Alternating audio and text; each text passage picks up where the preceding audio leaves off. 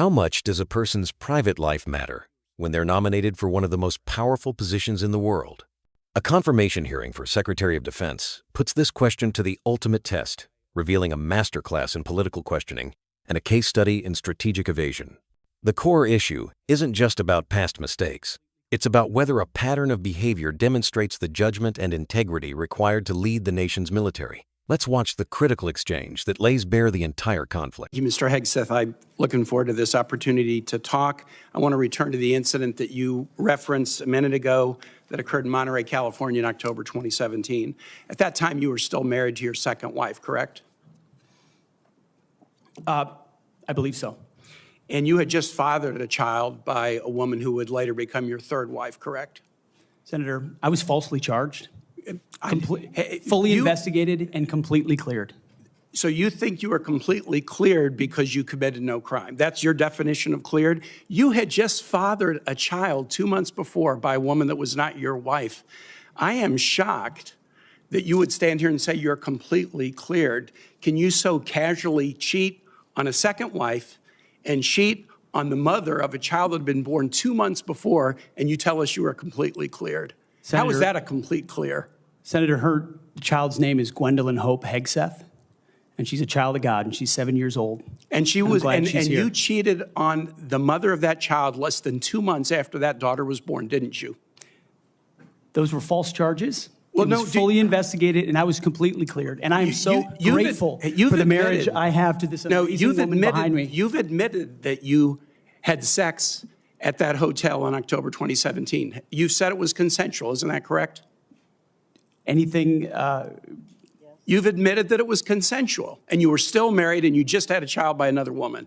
Again, how do you explain your judgment? Completely false charges against me. You fully investigated, and I was completely clear. You have admitted that you had sex while you were married to wife 2 after you just had fathered a child by wife 3.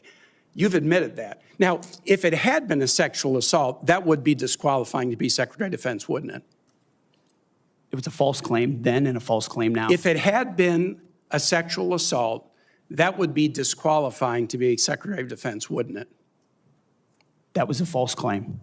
So you're talking about a hypothetical. So you can't tell me whether someone who has committed a sexual assault is disqualified from being Secretary of Defense?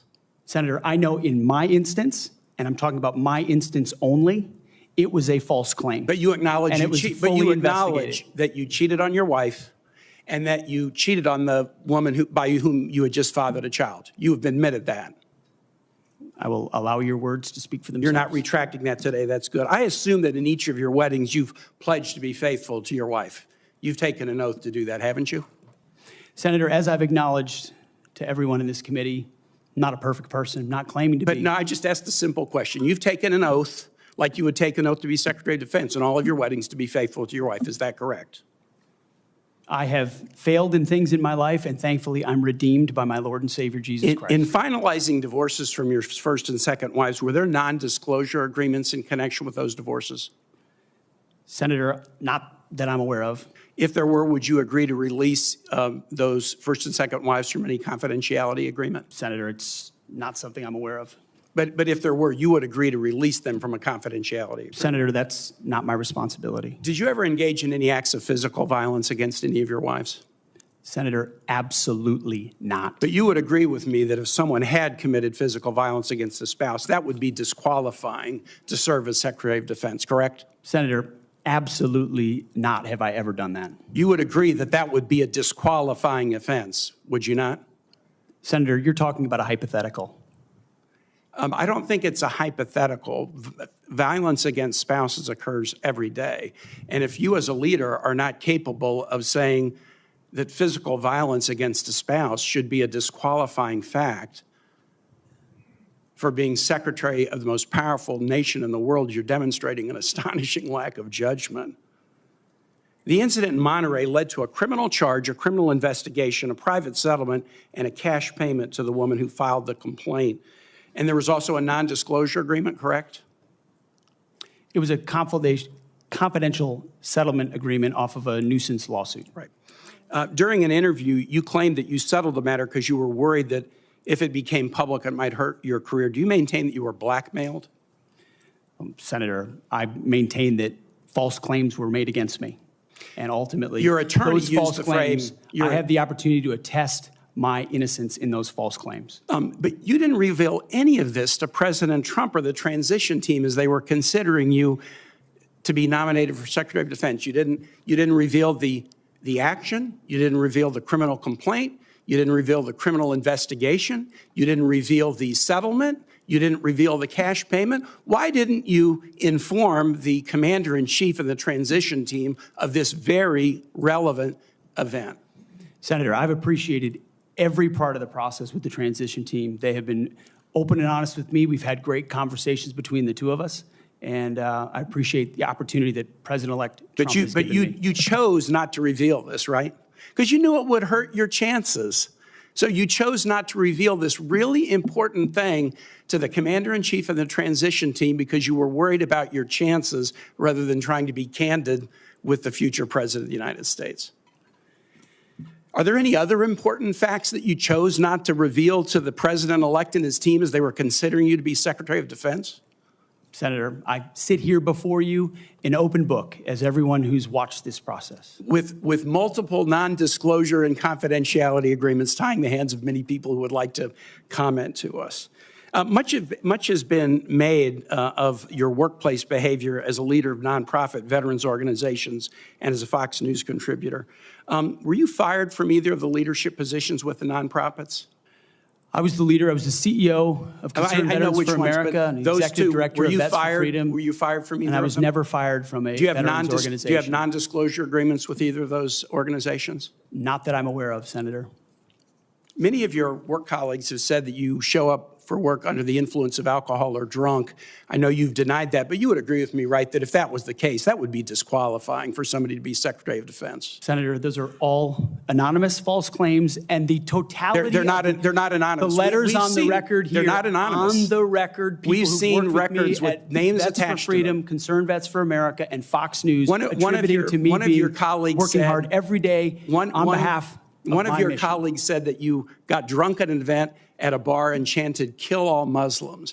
Another colleague, not anonymous, we have this, said that you took coworkers to a strip club. You were drunk, you tried to dance with strippers, you had to be held off the stage, and one of your employees in that event filed a sexual harassment charge as a result of it.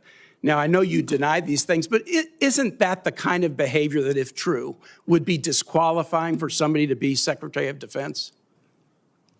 Senator, anonymous false charges. They're not anonymous. And I'll just conclude and say this to the chairman.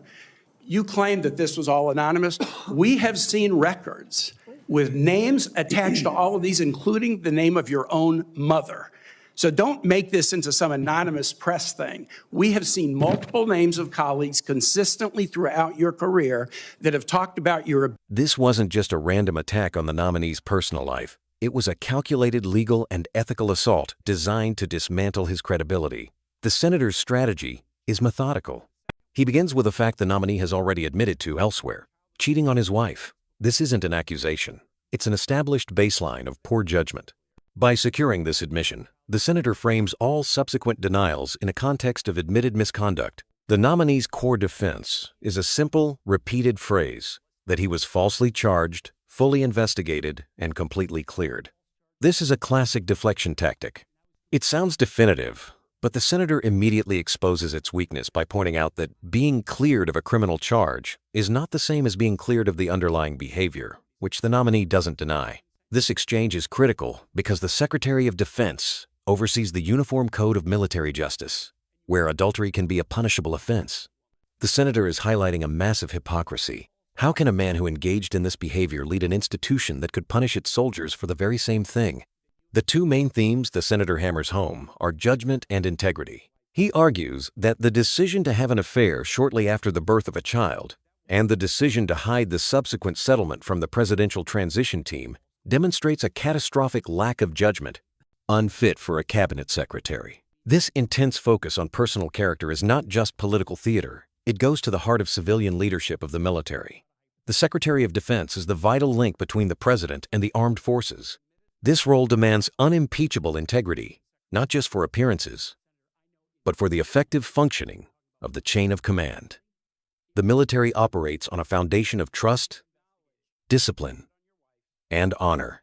If the person at the very top has a documented history of breaking oaths, failing in judgment, and avoiding accountability, it erodes the moral authority needed to lead. Think of it like a CEO who violates their own company's code of conduct. They lose the respect of their employees and the ability to enforce the rules. In the military, the stakes are infinitely higher, involving matters of national security and the lives of service members. The nominee's refusal to say whether actions like sexual assault or domestic violence should be disqualifying is perhaps the most revealing part of the exchange.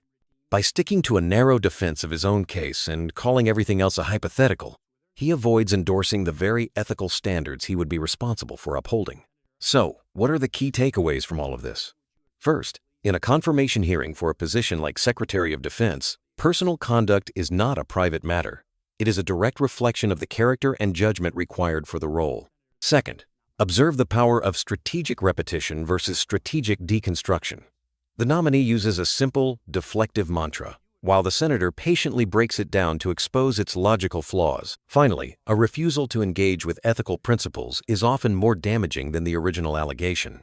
It suggests an unwillingness to be bound by any standard of conduct beyond what is narrowly legal, which is a deeply troubling trait for a public servant entrusted with immense power. In an age of intense political scrutiny, where should we draw the line between a private mistake and a public disqualification? What do you think? Let us know in the comments below. And if you found this analysis helpful, be sure to like, subscribe, and share this video.